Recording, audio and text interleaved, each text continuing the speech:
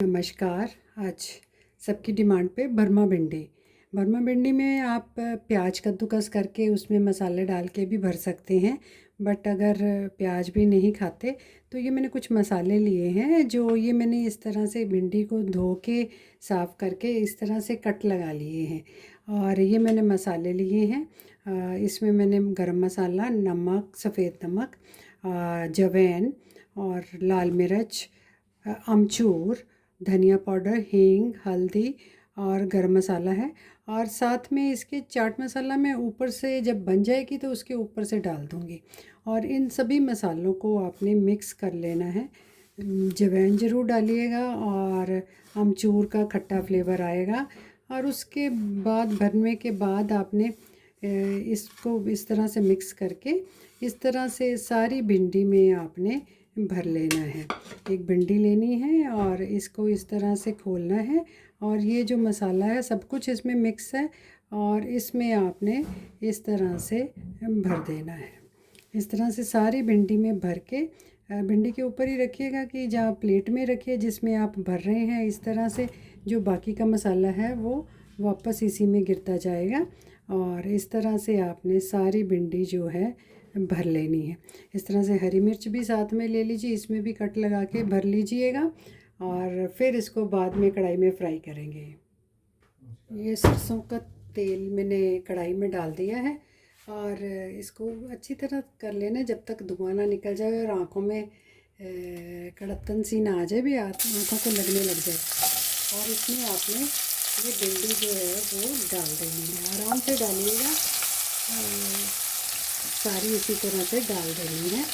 और हरी मिर्च भी और सारी भिंडी भी डाल दीजिएगा और बस इसको फ्राई करिए। इस तरह से ये ऑनियन भी इसमें डाल सकते हैं। इसी तरह भर के 2 कट लगाइए और ऑनियन में भी मसाला भर दीजिए।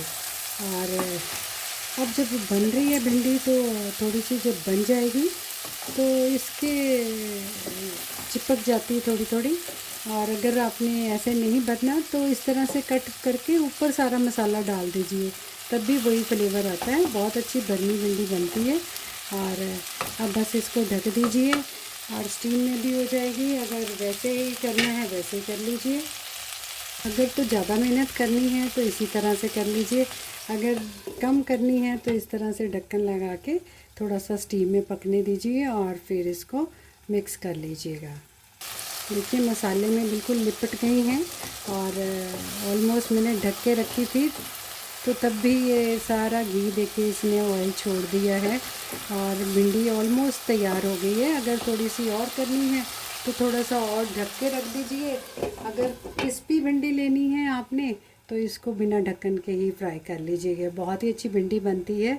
और जब बन जाए तो टिप है कि इसके ऊपर हल्का सा नींबू निचोड़ दीजिए आप।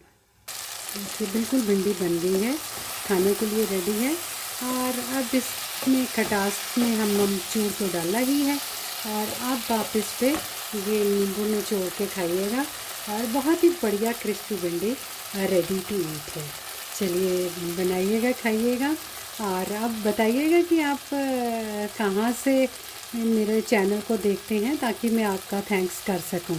और कमेंट्स भी दीजिएगा अगर अच्छी नहीं बनी आपकी, आपने ट्राई किया है तो मेरे को बहुत अच्छा लगेगा। Thank you very much. मेरे चैनल को लाइक करिएगा, सब्सक्राइब करिएगा और बताइएगा कि आपकी भिंडी कैसी बनी। टिप है कि घी गर्म हो तभी आप भिंडी डालिएगा। और सरसों के तेल में बनाएंगे तो बहुत ही क्रिस्पी बनती है। और नींबू आप कई पहले निचोड़ देते हैं कि मिक्स मिलती नहीं है, बट अगर मसाले में आपने अमचूर डाला है तब भी इसी तरह से बनेगी और बहुत ही टेस्टी बन रही है। Thank you very much.